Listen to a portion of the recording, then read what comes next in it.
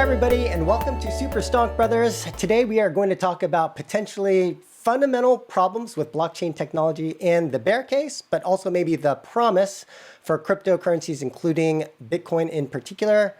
With us to talk about this is Lars Doucet, one of the most thoughtful and insightful game industry thinkers I know of. And unlike many other pundits expounding on crypto, he actually is a technologist, meaning we will finally get an opinion by someone who actually understands the technology behind crypto. Well, welcome, Lars. I really appreciate that intro. It's all true. I appreciate you bigging me up like that. I will have to say that I like to think I understand this stuff. I don't want to pretend like I'm the world's foremost expert or anything. Mostly, my background is I'm a technologist, I'm a programmer, mostly in the video games world. I'm a consultant, so I help people consult on strategy and stuff. I like to think I understand the economics, and I've read a lot of the white papers, and I like to think I understand them. And so that's kind of the basis on which, folks like Joseph say nice things about me. And to be clear, I definitely am a big critic of blockchain, but that is not to say that I am just taking a big dump on the whole space. I read the Bitcoin paper when it first came out. It's one of the most beautiful white papers I've ever read, honestly. It's just, and I love the promises. And basically my whole philosophy can be summed up as I'm waiting for the promises to arrive, and I'm not ruling out the possibility that someone won't be able to figure it out. And so I like to pose my criticisms not so much as just dumping on the space, so much as challenges, right? Like these are the breakthroughs people are going to need to really solve these problems, rather than just kind of papering them over and hope they don't matter, because I think the bill does come due one day. And that's kind of the space I'm coming from. And I just want to make that clear right at the start. Got it. And just for the audience, there were a couple of really, in my opinion, very insightful posts that Lars did write about blockchain, including a concept he calls degraded blockchains, which we will talk about. But I will put a link to those blog posts in the show notes as well. But maybe we could start there, Lars, with blockchain technology and that post that you wrote on degraded blockchains. And in that post, you kind of alluded to potential issues around immutability, trustlessness, and decentralization. And maybe can you talk to us about those issues and how do they not deliver on the promises that you talk about in terms of that original white paper? Yeah. Can I share my screen? Does that work on your Magic podcast system? I think so, yeah. Okay, so let me know if this is in frame here. But this little illustration here is the degraded blockchain problem. And it's not the fundamental problem at the root of all blockchain stuff, but at least most of it that I've seen. And the problem is not that blockchain can't deliver on its guarantees, and Bitcoin in specific, and also Ethereum, but it's that there's this weird kind of shell game I see a lot where you have a blockchain stores a record, right? And it fulfills within the boundaries of the blockchain all of its guarantees. Trustlessness, immutability, decentralization, like let's just grant that the blockchain is magically perfect and can actually do those things, because there's some vulnerabilities sometimes, but let's just say in the main it does. Even then, the problem tends to be when you scratch the surface of any application that needs to consume a blockchain or interface with a blockchain, you have what I call the degraded blockchain problem, whereas there's this very weak and tenuous link that requires you to trust a central authority with a mutable database to actually get the thing you care about. Like a classic example is all these NFT apps with little cute little wiggle kitties or whatever it is.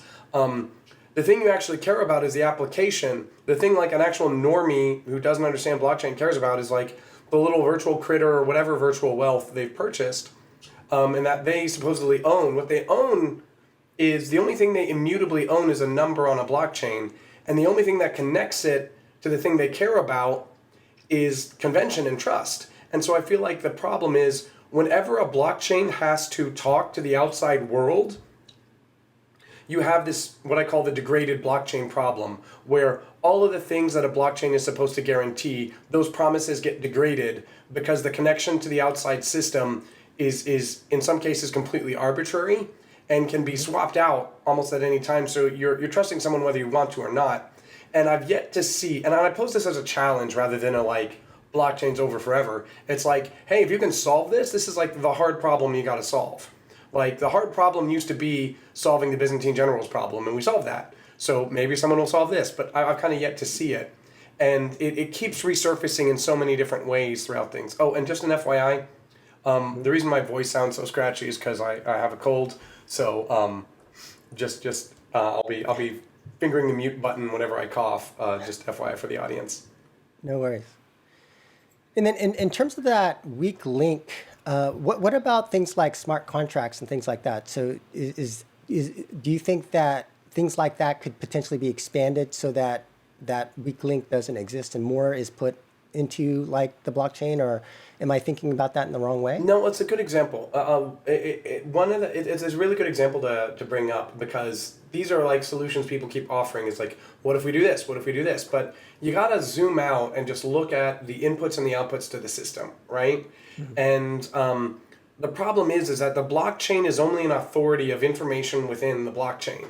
Like until you can find some way to cram an entire app completely within the confines of the blockchain, like anytime it needs to call out to some external service for anything, then and then people's like source of caring is in interacting with the outside system, then that degrades the blockchain. Now, smart contracts, I've seen people who've claimed to stuff an entire app within the blockchain such that applications that consume it are really just thin clients that don't do anything other than just choose to visualize that information somehow. And of course, Bitcoin is like one of the most fundamental examples of a self-contained blockchain. It's like, you've got 10 Bitcoin, yep. And so I think smart contracts alone are not magical enough to do it, because usually those smart contracts, especially when those smart contracts care about outside information, right? That's where you have these systems like, I've been reading up on them a little bit, called oracles, where it's like Chainlink supposedly does this, and these other services where it's like, okay, well, we're gonna have these oracles that for instance, stable coins, right, that are pegged to the dollar. Well, how does the blockchain know what the value of a dollar is? You need an outside authority to tell you, and for the outside authority to tell you, it's like, okay, well, how do we solve that trust problem? And then you scratch the surface, most of the analysis of those will show that ultimately there's more trust in the system than people realize. And I just feel like it is really, really, really hard to create a system that has no trust, that has no immutability, and that is completely decentralized. And even the Lightning Network is more centralized than people give it credit for. And my kind of take is we need to just come to terms with these facts rather than denying them, and just accept what trade-offs we're willing to make for certain different applications, rather than just kind of deny that they exist because of the magic pixie dust of blockchain. You know, the dream is beautiful, and maybe someone will come up with some magical fancy math solution that does deliver on all these promises everywhere. But the more complicated the systems get, the more vulnerabilities seem to creep in, and the more it kind of feels a little bit like a magician trying to distract you from, well, like you're still trusting somebody, you know, and do you have good grounds for trusting that person? Is basically my fundamental case with all of these extra systems. And we can talk about the particulars of each system and how that cashes out, because I think there can be application and value in some of these systems depending on what choices they make. Yeah, before we do that, Lars, by the way, my name is Steve. It's nice to meet you. I'm not a Bitcoin Mackie, but I play one on TV for the purposes of this discussion. You put your finger on something really important, which is basically these systems are too complicated to expect the average person to interact with them without kind of abstraction layer. The abstraction layer is developed by somebody that you need to trust. Right. Yeah. Do I have that more or less correct in terms of argument? Yeah. Well, that's another application of it. That wasn't exactly what I was arguing, but that is certainly a corollary of it. It's okay. It's so there's that aspect with like, if you want normies to adopt Bitcoin or any other currency like on a wide scale, like you're making the whole convenience for security trade-off and the whole problem with exchanges, and like it's so hard to get people to practice good password hygiene, like just for logins, right? And those are systems that can be made cryptographically secure for that one aspect of like salting and hashing and, you know, and just don't use the same password for everything and don't put it on a yellow post-it note on your screen. Like, it's hard for like Bitcoin, like blockchain natives to like not screw up with their keys or, and especially to get into like the privacy coin places where like people accidentally undermine their privacy. So there's that aspect, but what I'm also talking about is just building applications on blockchain and adding things like layer 2 systems to compensate for the problems of layer 1 systems inevitably tend to degrade one or all of the 3 promises of blockchain in some way that's not always immediately admitted by the community. Yeah, I completely agree with you. I think the question would then ask is how much that matters. Yes, that is the billion dollar question. Yeah, so I'm going to put it this way, right? The point of comparison, in my opinion, should not be the Platonic ideal. Right. That is, I guess, encapsulated in the paper. It should be the comparison with all their systems that have ever existed. I very much agree. Right? Yeah. So with that in mind, we act through abstraction layers with United States dollar, for instance, right? You know, and so this is the Cash App, what's this Visa, MasterCard, whether this is the Federal Reserve matter, right? Ultimately, people place large amounts of trust in gigantic corporations, governments every single day, and the system works. Right? The system works because they believe it works. A sufficient number of people believe in the system that they, you know, use to ignore the fun problems with it, and it becomes a medium of exchange, right? And I think you put on the fact that blockchain is actually no different. Returning to sort of the fundamental blockchain case, Bitcoin, because in many ways it's the simplest and also the first manifestation of this system. It's the case that you could full node if you want to, right? And the blockchain verify the transactions.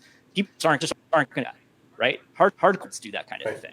And I've seen wallets that like integrate and stuff like this. That's obviously not the solution that people are looking for, right? And yet, people need to adopt this system, right? I would also argue that yes, it is not possible for the average person to interrogate the system along the lines of describing, but the layer, the base protocol, is it right? It's you can check it. If there's a problem, a court of law go back and interrogate them. Right. And it is not possible to obfuscate what happened on the system. There's no document discovery process. Like if you were to sue PayPal, right? You go to the blockchain. It's here's the chain of custody, and it's distributed all over the entire world. Yeah, and so I definitely agree with all those points, you know. And so the question becomes, it's mostly when people are in denial about these things that I object. Yeah. Because that's a lot of the marketing fluff that this stuff is predicated on. And when you strip that away, where it's like, well, it's no worse than existing systems. I'm like, well, why don't we use existing systems? And then they'll bring up a lot of good points about those existing systems, like the fact that they're controlled by giant corporations, and that if you need to send money to your aunt in Russia, you got to deal with all kinds of sanctions and stuff, and the fact that your assets can be frozen and stuff. One of the big challenges, I think, for normie adoption is that immutability is a feature for blockchain maximalists and blockchain natives, but it's arguably a bug for normies, right? Like the reason that I use a debit card is that if it gets stolen, I just yell at my bank and they replace the money, right? You know, like whereas if I lose my Bitcoins and I complain about it online, a bunch of people will blame me for having bad cryptographic hygiene, right? And I mean, and they won't exactly be wrong because those are kind of the terms of Bitcoin, right? Yeah. But like if you want your grandmother or the nation of El Salvador to adopt Bitcoin en masse, you know, that's kind of a problem, is not understanding what, like if you want mass adoption, right?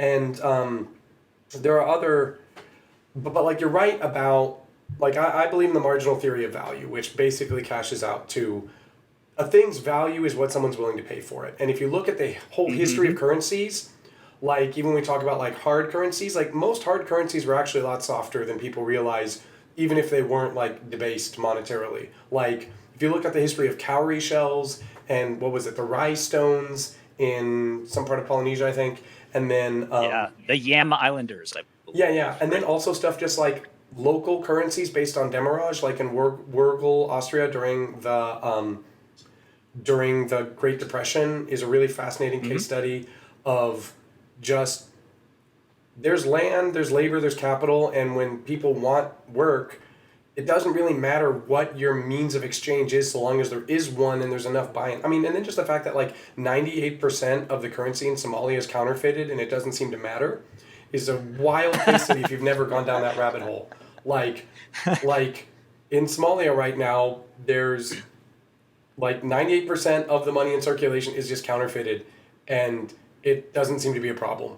Like the economy is still functioning somehow. So I am fully ready to believe that any arbitrary, weird means of exchange can accrue value, right? I mean, and just like, I mean, the market caps of all these crypto coins is kind of proof of that. The question is if it's sustainable long term and if it's, you know, and what the exact implementations need to be and what's it going to look like in the future, you know? Like I think proof of work is a real problem. I think it needs to go. Proof of stake does raise its own vulnerability issues people need to grapple with, but I think, I mean, blockchain just doesn't have a future unless it's proof of stake, because just even if people are like, yeah, well, the dollar system uses a lot of energy too, and basically I'm going to attribute all wars to costs of the dollar. It's like, well, blockchain's only going to get more expensive. Bitcoin specifically is only going to get more expensive, not less. It's built into the design. And so even if it's on par with the dollar today, it won't be tomorrow.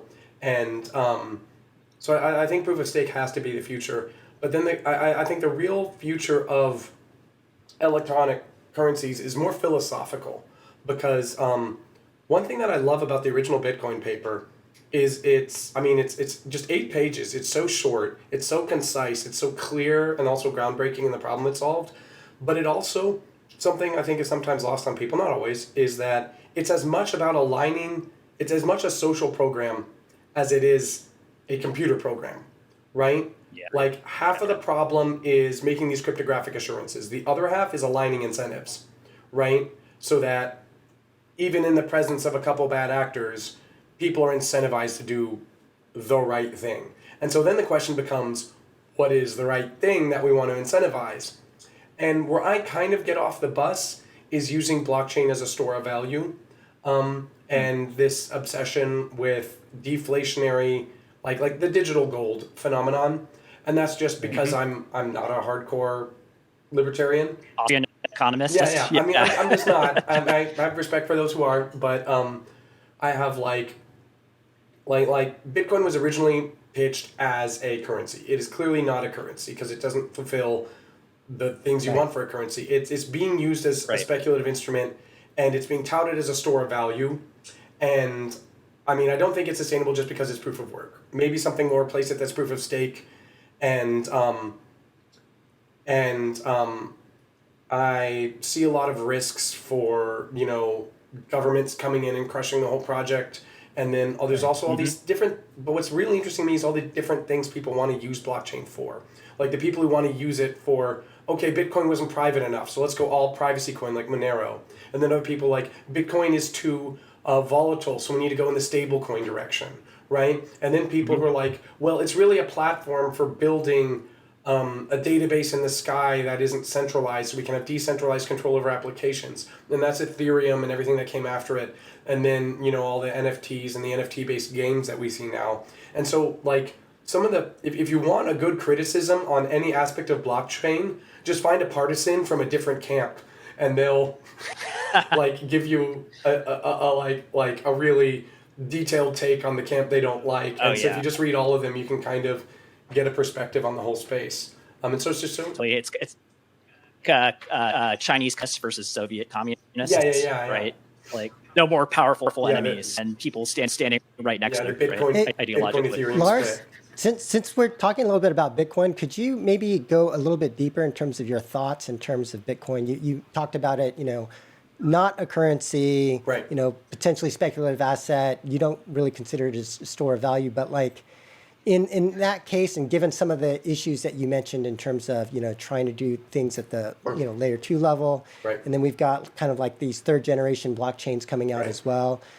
And the other issues that you mentioned with like proof of work versus proof of stake, do you think Bitcoin is long-term viable given some of these inherent issues, or what's your outlook on Bitcoin itself relative to Ethereum or something else coming up? I mean, so first of all, prophets of doom are often wrong. So, I mean, these are, if I'm so smart, why don't I short Bitcoin, right? And the thing is because I'm often wrong about things. But this is my best educated guess about what's going on, Sure. rather than just absolute prophet-like confidence. But it's basically, I think Bitcoin's just fundamental problem is proof of work, right? A lot of Bitcoin's value is actually underpinned by that proof of work. In a really simple way, like if it costs, I don't know, I'm just making up a number, but like if it costs $1,000 to mine to verify a new block in terms of electricity, well then you're not willing to do that unless the Bitcoin reward you get for verifying it is worth at least that much. And so that becomes like the proof of work, which is really proof of waste, if we're really honest about it, is a big driver of the price.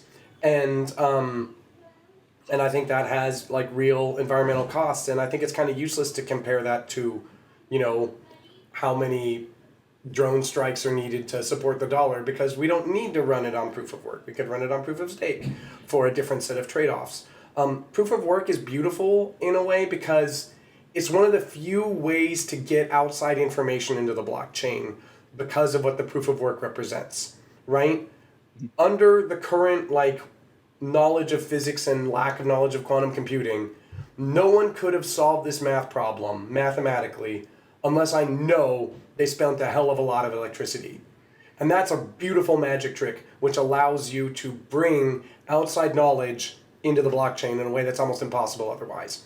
Proof of stake is it's only knowledge within the blockchain itself. It's like, well, you have a block on this you have a coin on this blockchain and you have enough coins to stake and you're putting your coins at risk. And so proof of stake is interesting because I'm going to get back on the point real quick. Proof of stake is interesting because it's more economic incentive. Like if you have enough stake to do 51% attack, you're not going to want to because you're going to lose all your stake because you don't want to crash the asset you own. But long term, I don't see a future for Bitcoin unless it gets off proof of work. Then there is layer 2, right? Everyone's like, well, the Lightning Network. And I think the Lightning Network is, to be frank, a big fat admission that Bitcoin doesn't work. And because of that, we need to use the Lightning Network. Now, the Lightning Network does solve some practical problems. And as long as they're willing to bite the bullet on the trade-offs and be honest about them, I mean, okay, go for it. But what it basically amounts to is not using the blockchain. And the problem, the vulnerabilities of Lightning Network is that it's more centralized than people realize. And it's vulnerable to attacks that the blockchain itself is not, because it's not the blockchain. It doesn't have the guarantees of Bitcoin itself. It's a way to tolerate a certain amount of risk in order to offload the problems on the blockchain. I mean, if you're willing to bite that bullet, great. But I think ultimately you would like a system devised from the ground up to not have all of Bitcoin's baggage. And there is and that's where you get another big problem, is that in a world where we have incentivized people to make all these ASICs and get so savvy about crypto and build all this hardware, new coins have such a hard time getting off the ground. Like when we built Bitcoin in 2009, 2008, not we, but the world, Satoshi, whoever he is. They, she, space alien, who knows, probably dead now, made Bitcoin. They said kind of almost like just cutely, one CPU, one vote, almost like it would be like running SETI at home, right? There wasn't this world ready to exploit it. So you launch Bitcoin today and it'll immediately be overtaken by these huge mining pools before it can gain so much buy-in that it's resistant to that. And so that's one of the things that keeps Bitcoin valuable, is the fact that it was first and was most popular. And so even despite its flaws, it's much harder to attack than other blockchains that are newer, right? And so that's a challenge for any new blockchain trying to get off the ground.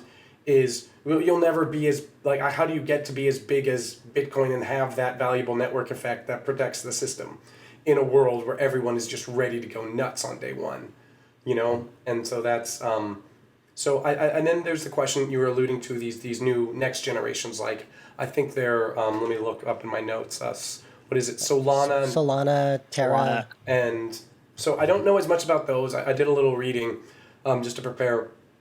And it seems like some of those, I forget which one is which, but one of them recently had a DOS attack like just a couple of days ago, I just read. A lot Yeah. And there were yeah. criticisms that, well, it's a lot more centralized than people gave it credit for, you know? And maybe you're fine with that, you know?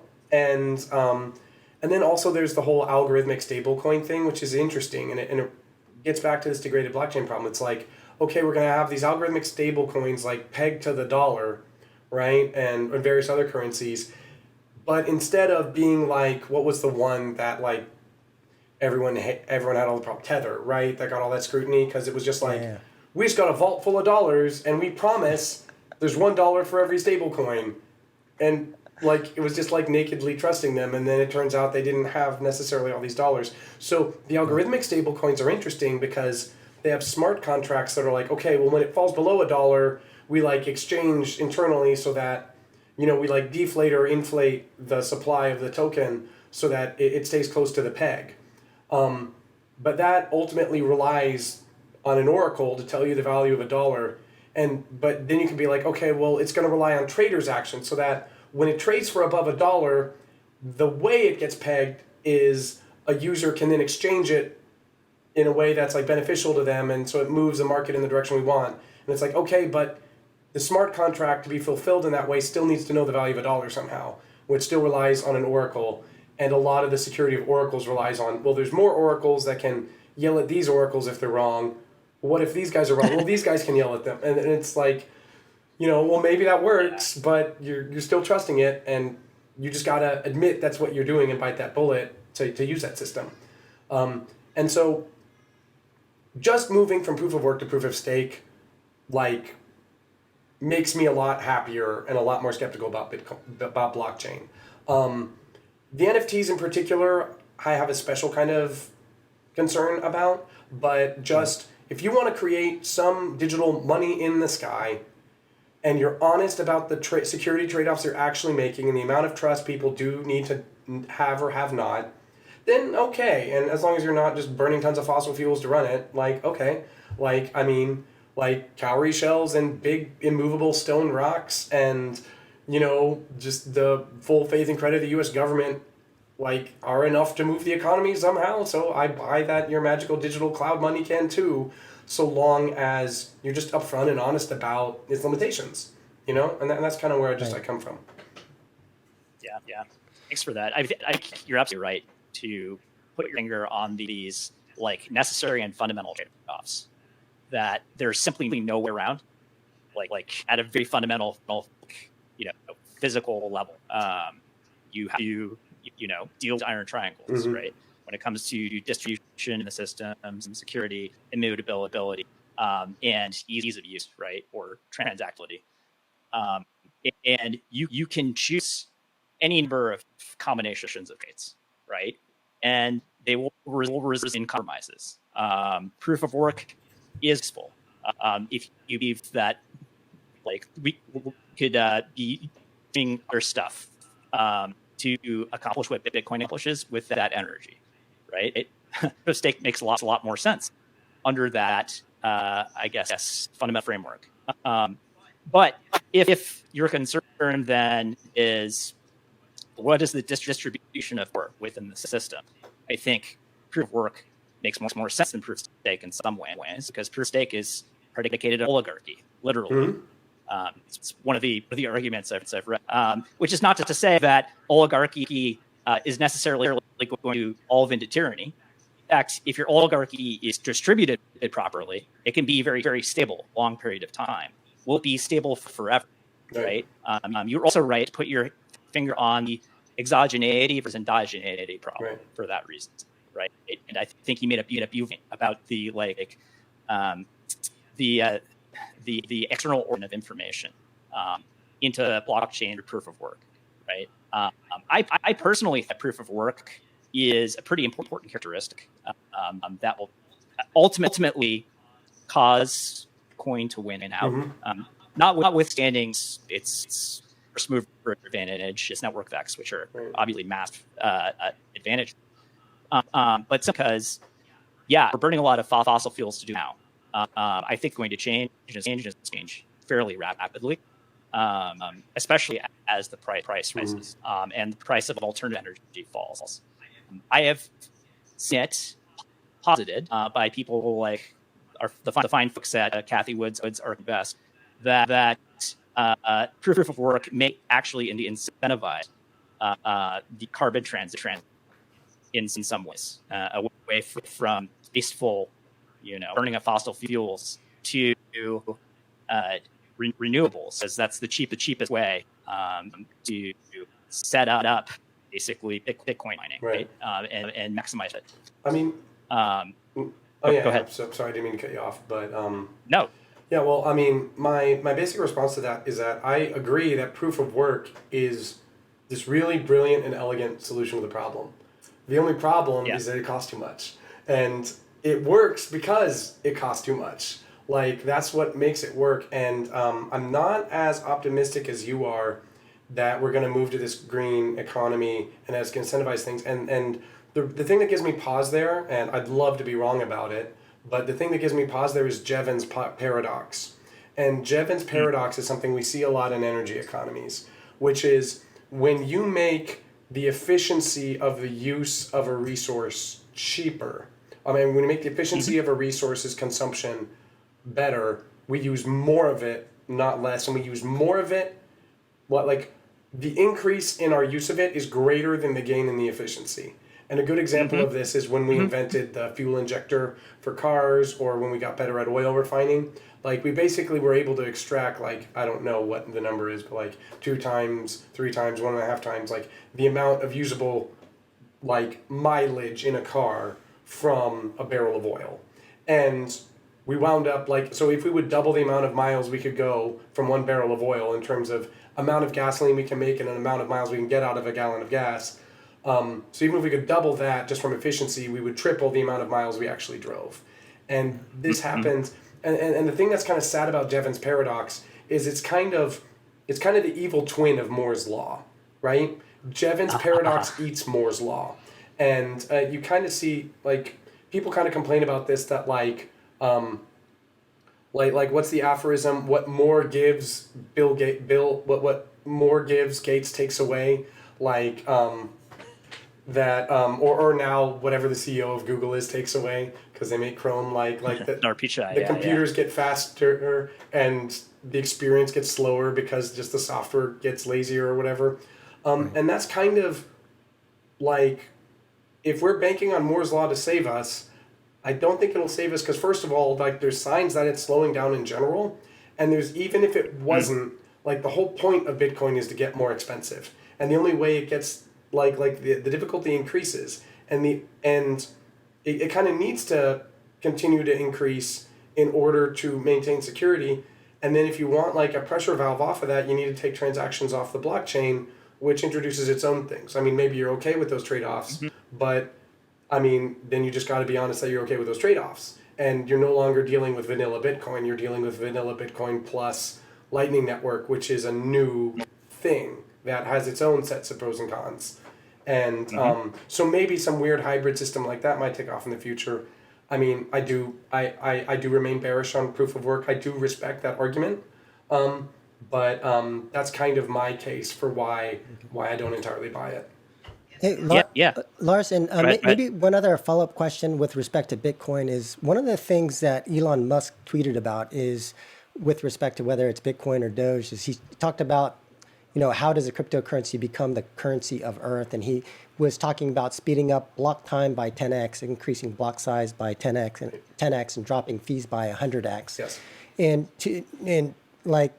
whether it's with Lightning or something else, a layer 2 or something else, how possible is Bitcoin able to kind of take on those characteristics that Elon Musk had tweeted about. I- If you were to believe that, that Elon Musk is on the right path. I mean, or saying the right things about it. I think he's right, because it's like it costs like what? Well, like the average.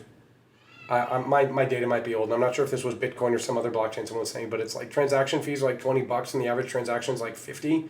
So like you're paying 40% of your transaction. Like that's outrageous. And so so the solution is, I mean, I think there is no solution as long as it's proof of work based. You can eventually just, you can lightning network it to make it a little bit better. But I mean, so like if we just want to be completely trusted, right? And completely mute, like if we throw away all the promises, I can make you a network that's as fast as possible.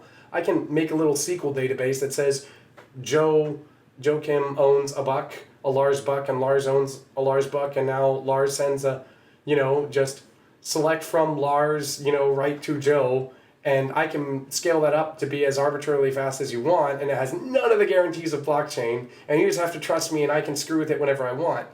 And Right. so clearly we can get the transaction volume we want. The question is, how can we get that transaction volume and then decide which of these assurances are worth trading off some of that, maximum speed, right?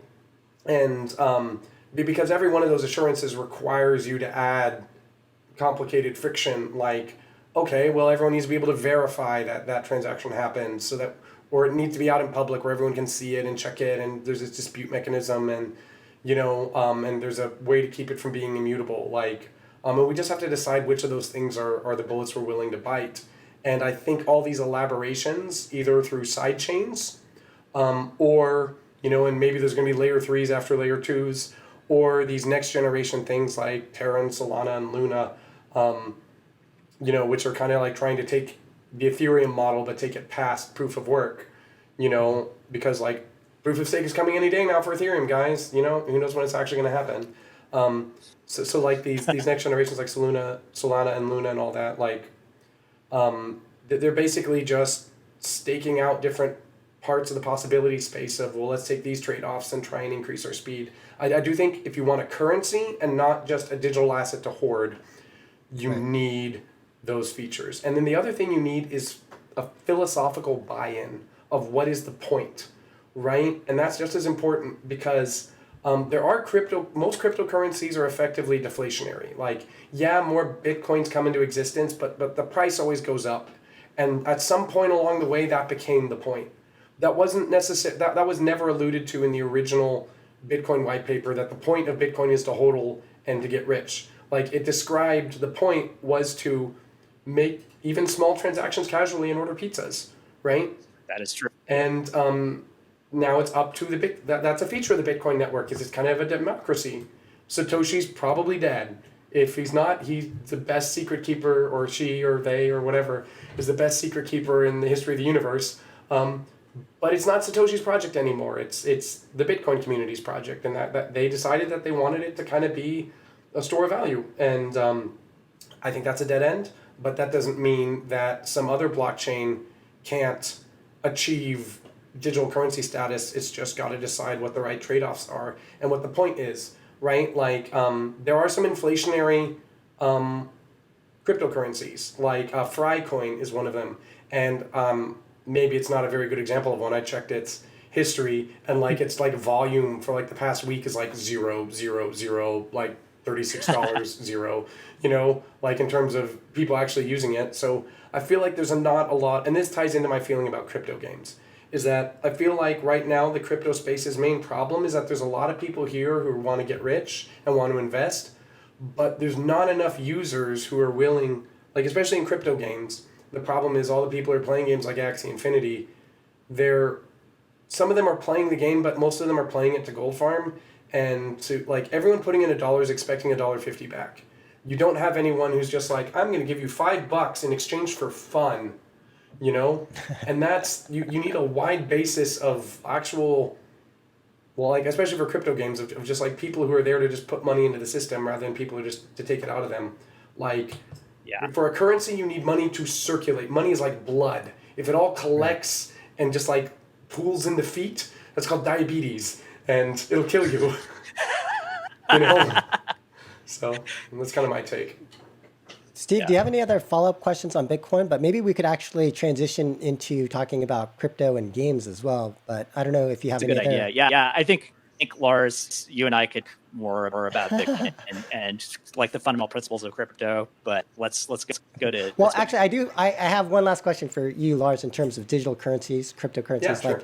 So it sounds like you're kind of bearish on Bitcoin itself, but do you think there will be like a third generation blockchain that emerges as a eventual, currency of Earth? I'll put it this way, like, I'm not willing to rule it out, and Okay. I'm certainly, I'm not going to put my money in any of the current offerings, but I'm not willing to rule it out, and that's because, like, if you take an expansive enough definition of blockchain to be, I mean, some of these blockchains are, like, I'm not saying that they all are, but, like, some of them are just, like, they're not blockchains at all. They're just like a digital thing, and the white paper is flim-flam, but we kind of group that under blockchain. So if you take an expansive enough definition of blockchain, like, there's going to be a digital currency in the future. There kind of already is, right? And so that's inevitable. And so the question is just what features is it going to have and who's going to do it. And I do think the actions of governments are really important. And so the question is, what are they going to do? Like, you have stuff like Monero, which has taken the privacy angle. And because it's taken the privacy angle, that's the one all the criminals want to use. And people are like, well, people use cash for crimes as well. And it's like, yes, but, like, I mean, whether it's fair or not, it doesn't matter. The problem Monero has to grapple with is when the axe comes down, it'll probably come down first on things like Monero, whether that's right or not, and then the question is, I don't think we've seen a really full frontal sustained governmental attack on blockchain. Like we've seen nipping around the buds, and it's not clear to me that it can sustain it, I think the Chinese were in a position to do that, and they went exactly the opposite direction and kicked all the miners. I was actually worried that the Chinese would nationalize all of them and use them to conduct 51% attack on Bitcoin.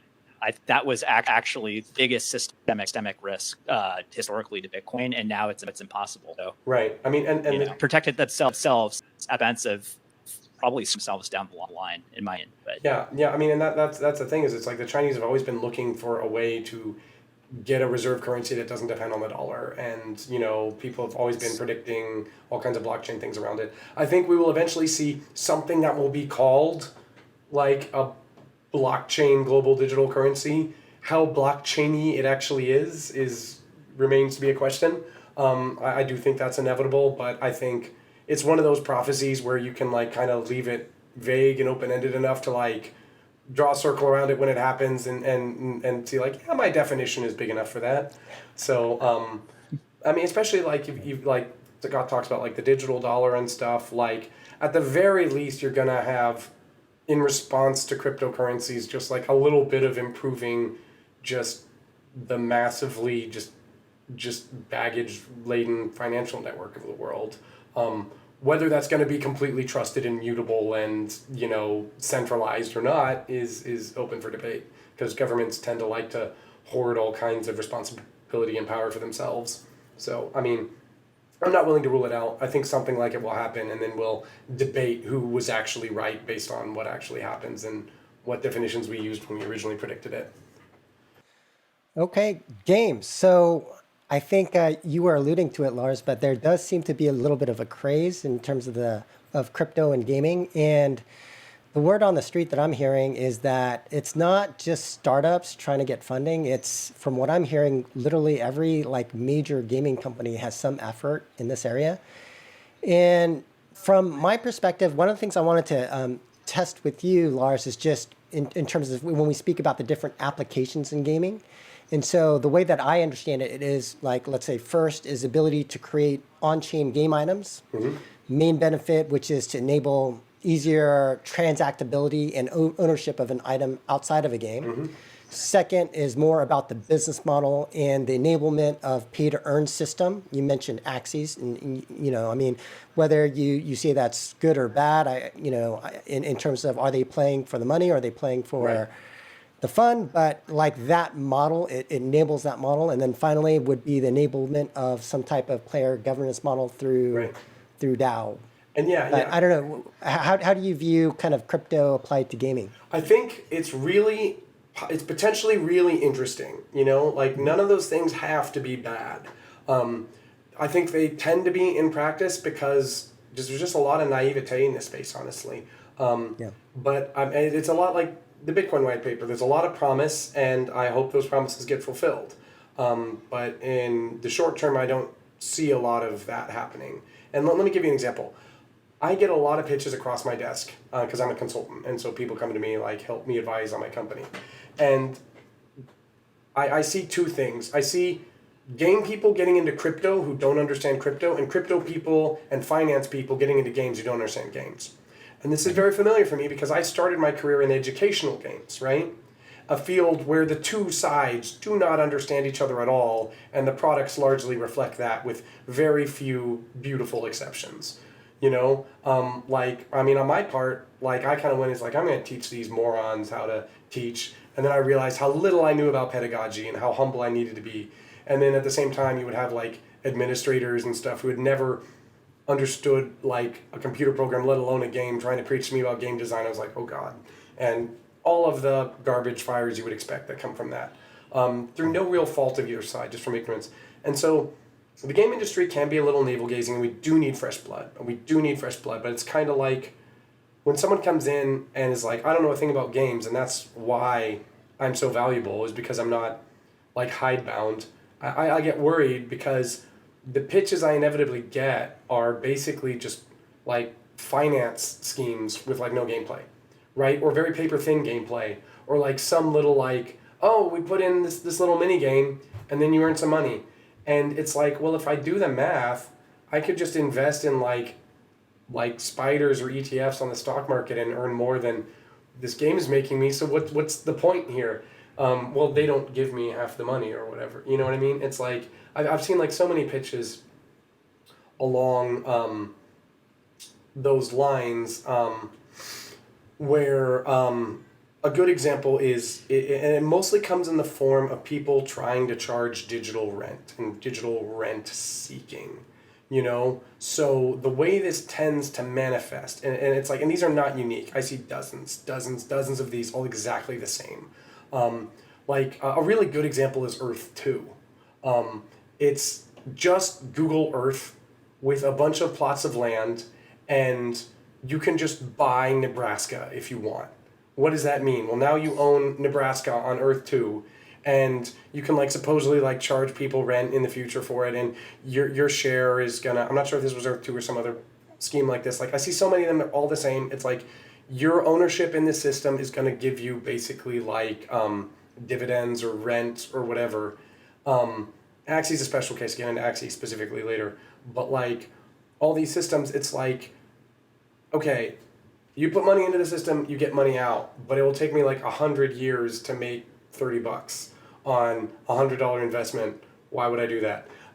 Or it's like, when this gets big, and it will, then you can make money off of all the other suckers who get in after you. And I'm like, now how is that sustainable, right? And it's like, if it's just predicated on number go up, it's like, well, number has to go up forever for it to work. And I just come back to it's really simple. If you're making a game with pay to earn, like pay to earn doesn't have to be bad. Play to earn, that's Freudian slip, pay to earn, right? Now, kind of revealing, but like if you're making a true play to earn game, you need to create genuine value. I mean, if you think about it, Photoshop is a play to earn app, right? Microsoft Word is play to earn. It's like I use this app, I play around in this app, and then I get some money. Why? Because I created some productive value that someone else is willing to exchange money for, right? Someone else is like willing to do an honest trade with me. It's like, I enjoyed that paper you wrote for the think tank that I employ you to work at. So thank you for playing Microsoft Word. Here is your earn, And you can do this in a game, right? If you make it a platform ecosystem. A good example is Roblox, right? And they don't have any blockchain magic. It's 100%, you got to trust Roblox, and they take monopoly rents off of everybody's cut because they own the whole system top to bottom, and maybe we could improve on that. But the point is, like, you got to have a basis of consumers, right? Like if you're making some app where you're paying people dividends or rent or whatever, that money cannot just come from other investors, because then it only is sustainable while the system is growing. And like right, like the that's kind of where people get off calling them Ponzi schemes. I don't think they're exactly the same, but you need to have a sustainable basis of people who are like, I'm going to put $5 into this ecosystem because I had fun. And why did I have fun? Because I rode this Ferris wheel someone built. And so that Ferris wheel creator is going to get a cut of the digital ticket I played. Like, you can't have a carnival that's all carnies and like no attendees, right? It needs to be like 90% attendees and 10% carnies is actually pushing it, And most of the games I see is it's like, yeah, there's people who play Axie, but most of them are either people on scholarship or whatever. Like there's an actual game in Axie, and I'll give it credit for that. But most of it is predicated on basically more people continuing to buy into the system, and that doesn't have anything to do with blockchain at all, right? And I think in terms of blockchain, I think Axie is more centralized and trusted than people give it credit for, especially with their Ronin sidechain. But the thing that really concerns me about Axie is just the digital land grab aspect of it that's supposed to be coming, that we see in other games, is that so in Axie, the Axies themselves can be bred. There's more Axies that can be made. But what's concerning is there's going to be a land phase of the game. And then like Earth 2 is the same way, like all these other land grab games, it's like, we want a platform where people build, right? We want to encourage creators. Like they have all these grandiose plans to be like Second Life, and but there's a fixed amount of land, and that's great because you can do a pre-sale of land and FOMO kicks in, and everyone knows that land in real life is a great source of rent, so people buy up all the land. But in the game, the land is scarce, and it's necessary to do all the creator stuff. And so I wrote this paper called Digital Land Speculators Will Kill Your Game's Growth for Game Developer Magazine, and where I detail like the 30-year history of MMOs. And this is why it's important that, a lot of these crypto and DeFi folks coming in don't understand games. A lot of game developers don't understand the history of games. But if you go back and look at the 30-year history of MMOs, every MMO that has had land-like assets, blockchain or no, has had a digital housing crisis, which is a lot like the housing crisis we have in real life, where the rent goes up, people can't buy houses, and so San Francisco rents go up until you have a crisis. And it's because you're incentivizing to hold scarce productive assets out of use. And economists have written about this for over a century, like 150-year history going back to Adam Smith and Thomas Paine, David Ricardo, Henry George, all wrote about this. And you know what? You implement their solutions in MMOs and it works. There was, what were some of the games? EVE Online had a digital land recession in 2003, right when it launched. And they implemented digital land tax, and it fixed the problem. Like, you can't create scarce assets that you need to use to participate in economic activity, and then, like it's digital. Like, it doesn't have to be scarce. But people do that because they can have this massive pre-sale. And the problem with that is that you then set up a dilemma that you can't fix. Because now you have a class of aristocrats, landed aristocrats, literally, who own all the land. And they're some of your, and this is going to get into the DAO thing, is they're like your most invested player base, like literally, right? And they own all the productive assets, and they have an incentive to collect rent on it or wait for someone else to pay more rather than use it and put it to productive use rather than build on it. And then you have people who actually want to use it, but they're unlanded peasants. And so you have to now that you've done that huge pre-sale on a fixed asset, you have a dilemma of which side you want to favor. Do you want to break your promise that land will forever be fixed and just print more land and appeal to the peasants? In which case, these people will be pissed. They'll probably leave your game for something else. Or do you want to kind of suck up to the people that you made all those promises to and that probably are the source of most of your income, in which case no new people want to come into your system because there's no way to get the rights to participate in it. It's like, I don't want to move to medieval France where I get to be a serf, or whatever. Like, I want to move to the frontier of America where there's land available. Now, granted, that land was forcibly taken from people, But the reason that people came to America is because it's like, you can not be a serf. You know, I mean, granted, we also enslaved all these people. History is horrible and complicated, but that's kind of my deal about that. And when it comes to DAO and governance tokens, I love that idea in one sense. Like, I love this idea of, and this just comes full circle to, like, I like the idea of having a way to give control to players. And you can see in the open what the assets are, and so you can see if we try to rug pull you, and maybe you can have control over that so we can't rug pull you, and then it would be nice if, you know, you could have a vote, right? You could vote to decide what happens in the update to World of Warcraft, you know? So, like, we have to agree to stuff. The challenge then becomes is if you set it, like you have to be aligned on the philosophy, because otherwise the aristocrats all vote, yeah, we are never going to change the economic system in a way that doesn't favor us. And then the game's no fun and it stagnates and there's no growth. And this is kind of Bitcoin's problem is I don't think Bitcoin can ever move to proof of stake, even if a lot of people thought it wanted to, because so many people are invested in proof of work that you're going to have a hard time switching it over until like maybe 10 years from now where the writing's absolutely on the wall and it's too late. And I think that's kind of the challenge with DAOs is in game design in general, like, I mean, there's always this tension in game design. Is like you want to listen to your players, but players don't always know what they want. And sometimes, like, I mean, players will complain about this gun's overpowered, this gun's underpowered, this gun is lame, this gun is cheese, this gun is OP. And then they're like, okay, well, this will... And so sometimes, like, democracy is not a good way to design a game. But, I mean, I think you just have to... I think it is a cool idea, and the problem is it kicks the problem down the road. The philosophical problem of what do we want and why still remains that thorny unresolved issue. And, you know, that's something people are free to work out. I love people experimenting. And as long as we're not burning up the world in the process, I say experiment some more.